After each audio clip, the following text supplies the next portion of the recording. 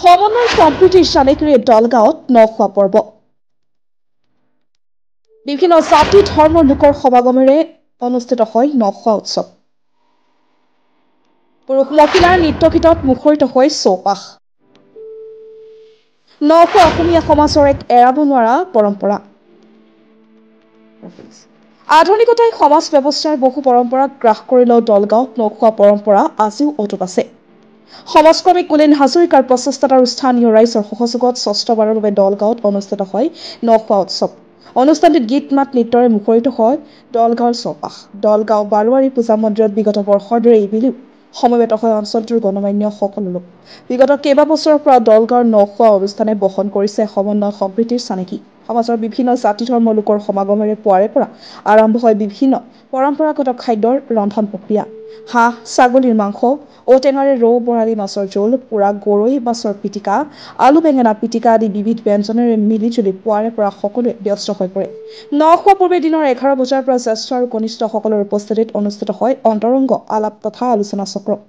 অনুষ্ঠানৰ আৰম্ভণিতে বিবিধ লাৰু পিঠাৰে অতিথিক আপ্যায়ন কৰে স্থানীয় মহিলাসকলে। সামৰণিত দলগাঁৱৰ সমাজৰ সৈতে বিভিন্ন ক্ষেত্ৰত জড়িত বিভিন্ন ধৰ্মভাষাৰ লোকসকলে মিলি কলগছৰ দোনাত এসাঁজ তৃপ্তিৰে খাই নাচি গীত গাই আনন্দ উপভোগ কৰে। হয়, দলগাঁৱত এইবাৰ পৰম্পৰাগত নখোৱা উৎসৱটো ষষ্ঠবাৰ শিকি যোৱা আমাৰ প্ৰগতি সংঘৰ ফালৰ পৰা উদযাপন কৰিছোঁ।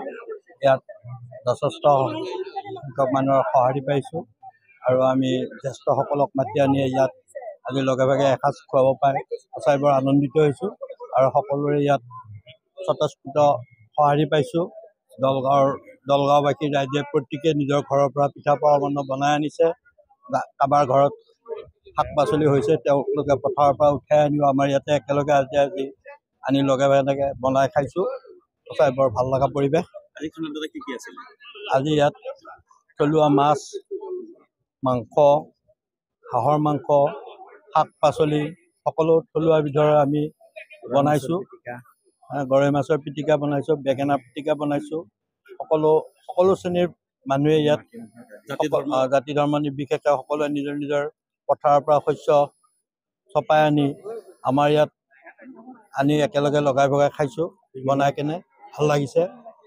ইয়াত এই উৎসৱটো প্ৰতিবাৰে হৈ যাওক বুলি মই আগলৈ আশা প্ৰকাশ কৰোঁ। আজিৰ অনুষ্ঠানত আমন্ত্ৰিত অতিথি কোন কোন আছিল? আজিৰ অনুষ্ঠানত বিশেষকৈ আমন্ত্ৰিত আমাৰ আটাইতকৈ দৰং জিলাৰ বয়োজ্যেষ্ঠ কুলেন্দ্ৰনাথ চহৰীয়া, অমৰেন্দ্ৰ নাৰায়ণ দেৱ আৰু ৰসেশ্বৰ ব্ৰহ্মদেৱ আৰু গুৱাহাটীৰ পৰা আহিছিল আমাৰ আনাৰুদ্দিন এক্স কমিশ্যনাৰ।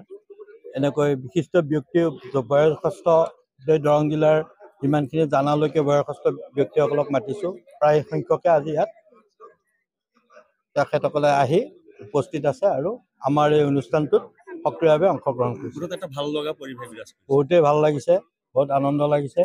সকলোৱে আজি নিজৰ ঘৰত খোৱা বাদ দি ইয়ালৈ আহি সকলোৱে নিজে বনাই ধৰি লৈ এসাঁজ মিলি জুলি খাইছোঁ। এইটো বৰ আনন্দৰ বিষয়।